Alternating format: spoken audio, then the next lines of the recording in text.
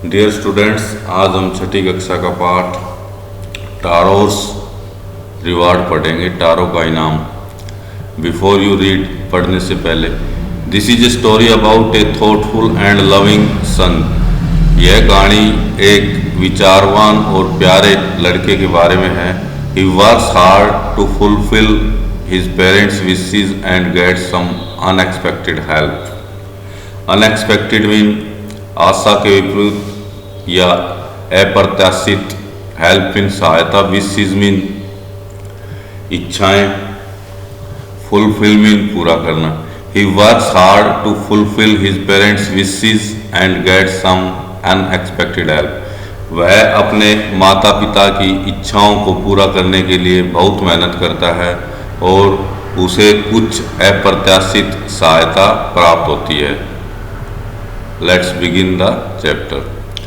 ए young woodcutter named Taro या फिर तारो lived with his mother and father on a lonely hillside. Lonely mean एक शांत या एकांत, hillside पहाड़ी। ए यंग वुड कटर, एक जवान लकड़हारा जिसका नाम तारो था, वो अपने माता और पिता के साथ एक एकांत में पहाड़ी पर रहता था। ऑल डे लॉन्ग, सारा दिन। He chopped wood in the forest. Chopped mean काटना, छोटे छोटे टुकड़ों में काटना। ऑल डे लॉन्ग, सारा दिन। He chopped wood in the forest, वह जंगल में सारे दिन लकड़ियां काटता था। Though he worked very hard, he earned very little money. हालांकि वह बहुत कठिन मेहनत करता था लेकिन बहुत कम पैसा कमाता था या फिर बहुत कम पैसा कमा पाता था। दिस मेड हिम सैड, इस बात से वह दुखी हो जाता था। For he was a thoughtful son, क्योंकि वह एक चिंतनशील विचारवान लड़का था। And wanted to give his old parents everything they needed, और अपने माता पिता को वो सारी चीज़ें देना चाहता था जो वे चाहते थे या जो जिन चीज़ों की वो इच्छा रखते थे, उन सारी चीज़ों को वो अपने माता पिता को देना चाहता था। वन इवनिंग, एक शाम, when Taro and his parents were sitting in a corner of their hut, a strong wind began to blow. Began to blow, चलने लगी, हवा का चलना। One evening when Taro and his parents were sitting in a corner of their hut, एक शाम जब अपनी झोपड़ी में तारो और उसके माता पिता बैठे थे, a strong wind began to blow, एक शक्तिशाली हवा चलने लगी। It whistled through the cracks of the hut and everyone felt very cold. It whistled through, आवाज करते हुए, it whistled through the cracks of the hut, यह हवा झोपड़ी की दरारों में से आवाज करते हुए अंदर आ गई। And everyone felt very cold, और हर एक को बहुत ज़्यादा ठंड लगने लगी। सडनली तारोज फादर सेड, अचानक तारो के पिता ने कहा, I wish I had a cup of shake, काश मैं एक कप शेक पी पाता। It would warm me and do my old heart good, यह मेरे को गर्मी देती और मेरे हृदय को अच्छा बना देती, मेरे बूढ़े दिल को ठीक कर देती।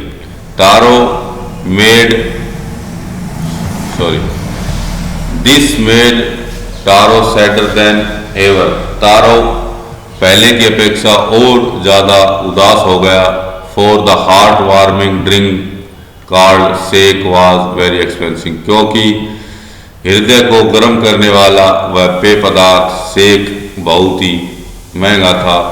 How do I earn more money, he asked himself, उसने स्वयं से कहा कि मैं और ज़्यादा पैसे कैसे कमाऊं। How do I get a little sake for my poor old father, मैं अपने बूढ़े पिता के लिए कैसे थोड़ा सा सेक लाऊं। He decided to work harder than before. उसने पहले की अपेक्षा और अधिक मेहनत करने की सोची, पहले से और अधिक मेहनत करने की सोची। नेक्स्ट मॉर्निंग, अगली सुबह, Taro jumped out of bed earlier than usual. अगली सुबह तारो पहले की अपेक्षा और जल्दी उठा। पहले जो वो सुबह उठता था उसके मुकाबले आज सुबह वो और जल्दी उठा। And made his way to the forest, और जंगल के लिए चल दिया। He chopped and cut as the sun climbed, and soon he was so warm that he had to take off his jacket. He chopped and cut, वह काटता रहा, chopped and cut काटता रहा, एज द सन क्लाइम्ड, और जैसे ही सूर्य ऊपर चढ़ आया।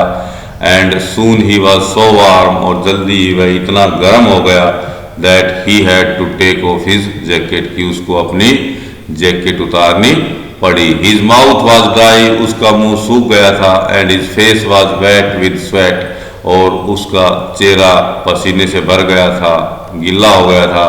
माई poor old father, he thought, if only he was as warm as आई।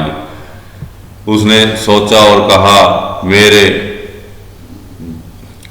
बूढ़े पिताजी, यदि आप भी इतने ही गर्म हो पाते जितना कि आज मैं गर्म हो गया हूँ।